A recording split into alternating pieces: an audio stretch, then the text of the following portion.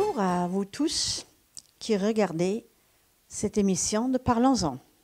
Mais bonjour aussi à vous, les nouveaux venus.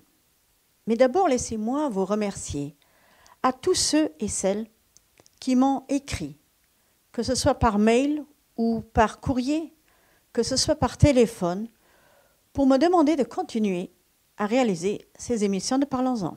C'est pour cette raison, et c'est avec plaisir, que je reprends cette émission dans son ancienne version pour vous présenter des villes, des villages, des régions, des paysages, des films sur des animaux ou sur des fleurs ou d'autres émissions spéciaux. Aujourd'hui, j'aimerais nous faire voyager, à vous et à moi-même, car même pour moi qui réalise ces films, c'est toujours de nouveau une nouvelle découverte. Aujourd'hui, nous allons partir d'abord chez nos amis les voisins belges pour visiter une ville, la ville de Bruges, l'une des plus belles, si ce n'est la plus belle ville de Belgique, appelée aussi la Venise du Nord. En voyant le film, vous verrez très très vite pourquoi on l'appelle la Venise du Nord. Vous pourrez la découvrir que ce soit en barque ou pourquoi pas en calèche ou pour les plus motivés à pied. Bruges, une ville pleine d'histoire, pleine de charme, pleine de chaleur et de gourmandise. Et vous allez voir que c'est vraiment la ville à découvrir si vous visitez les villes et villages autour. Je vous laisse découvrir la ville de Bruges. La ville de Bruges est inscrite au patrimoine mondial de l'UNESCO et appelée aussi la Venise du Nord.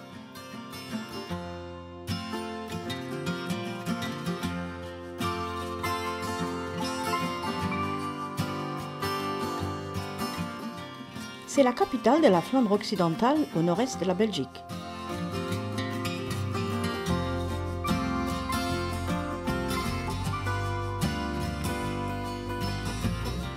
Cette ville aux multiples décors se distingue par ses canaux, ses rues pavées et ses bâtiments médiévaux.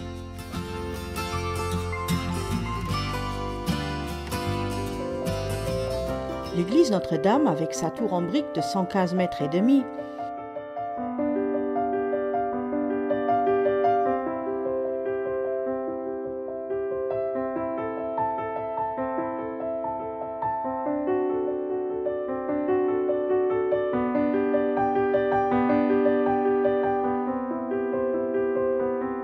l'on peut découvrir à l'intérieur la Vierge à l'Enfant de Michel-Ange, ainsi que le mausolée de Marie de Bourgogne et Charles le Téméraire.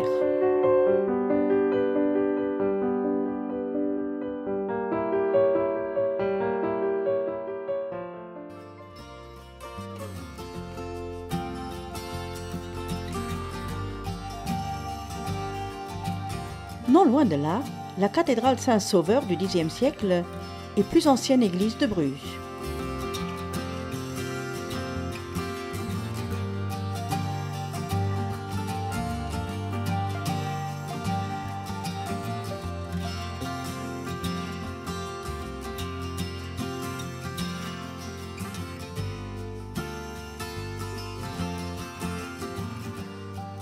Bruges, ville culinaire, mais aussi ville d'art et d'histoire.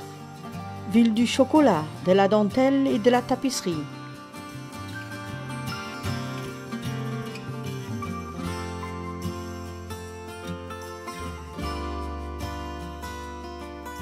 Dans les rues résonne le clip-clap des sabots, des chevaux tirant des calèches, qui est un moyen de transport touristique.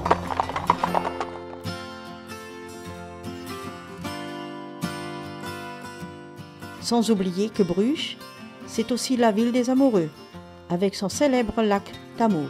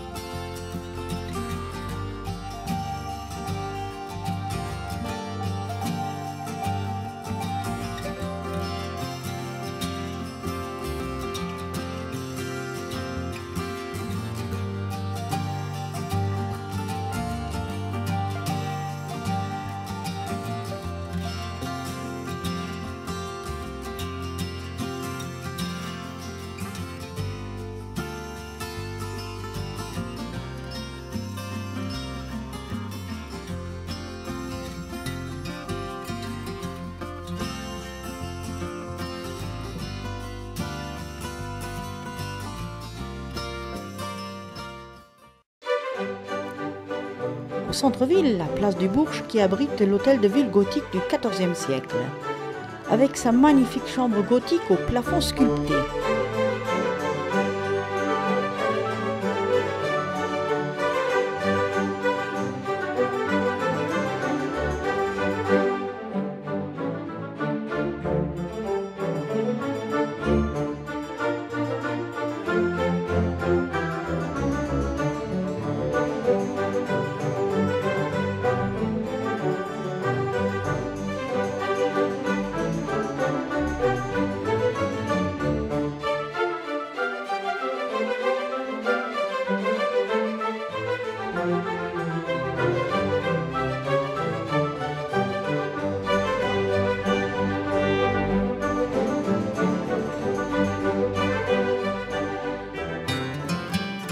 La grande place comprend un beffroi du XIIIe siècle avec un carillon de 47 cloches et une tour de 83 mètres de haut qui offre une vue panoramique sur toute la ville de Bruges et on y voit jusqu'à la mer du Nord.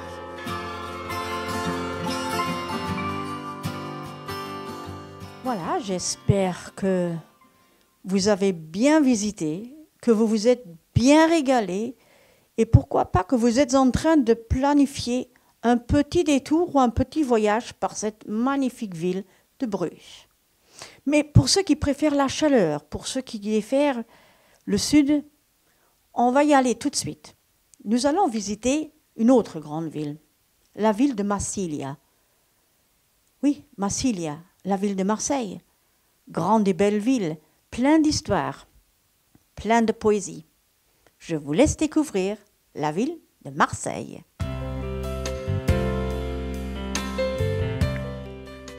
Marseille, non seulement ville portuaire, mais aussi plus ancienne ville de France.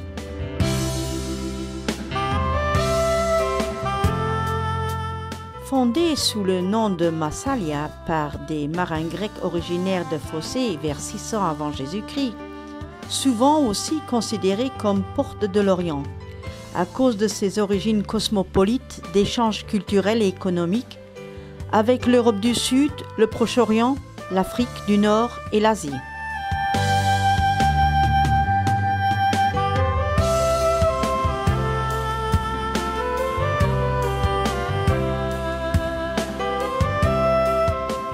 On n'a pas visité Marseille sans avoir monté là-haut. Là-haut pour visiter Notre-Dame de la Garde, avec son merveilleux panorama à 380 degrés, où l'on peut voir tout autour de Marseille jusqu'au château d'If.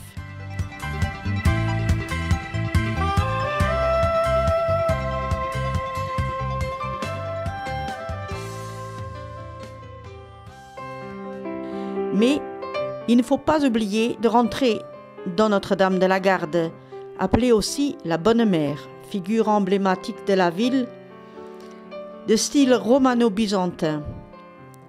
La basilique répond parfaitement au programme des constructions entreprises à Marseille sous Napoléon III.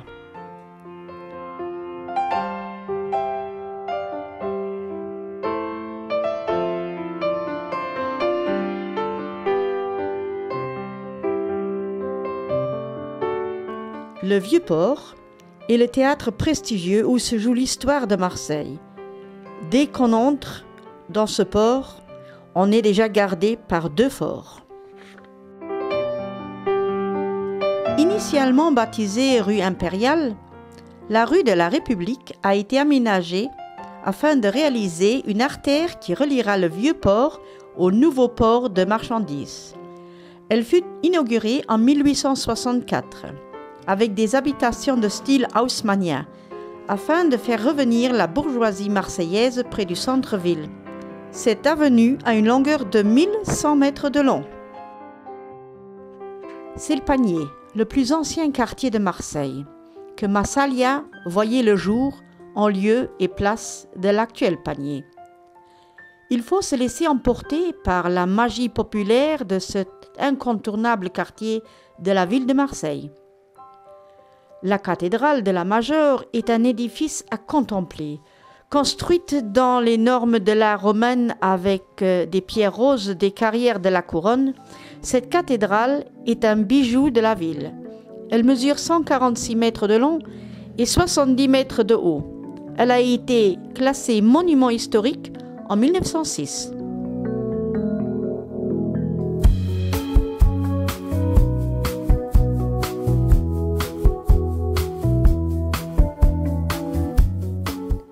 De retour au Vieux-Port, le plus ancien port de Marseille ainsi que le centre historique et culturel depuis sa fondation sur ce site durant l'Antiquité.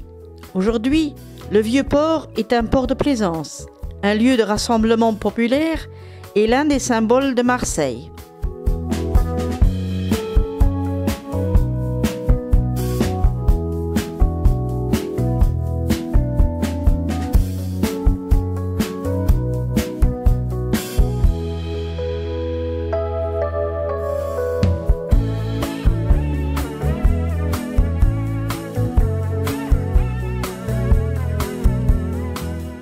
Marseille ne se donne pas, Marseille se découvre.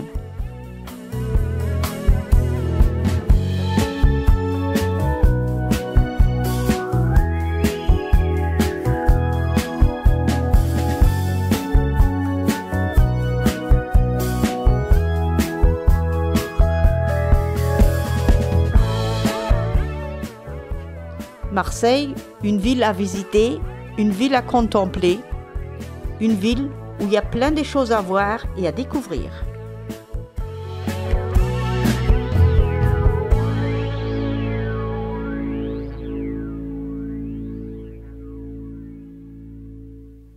Et voilà, nous sommes déjà nouveau arrivés au bout de notre émission. C'est vrai que 10 minutes, c'est très court pour vous présenter deux belles villes comme Bruges et pour Marseille. La prochaine fois, nous en ferons peut-être qu'une. Comme ça, vous aurez encore plus le temps de savourer. Je vous donne rendez-vous à une prochaine émission après les vacances de Parlons-en et je vous souhaite à toutes et à tous de très très belles vacances. Reposez-vous bien et revenez-nous nombreux pour revoir l'émission de Parlons-en.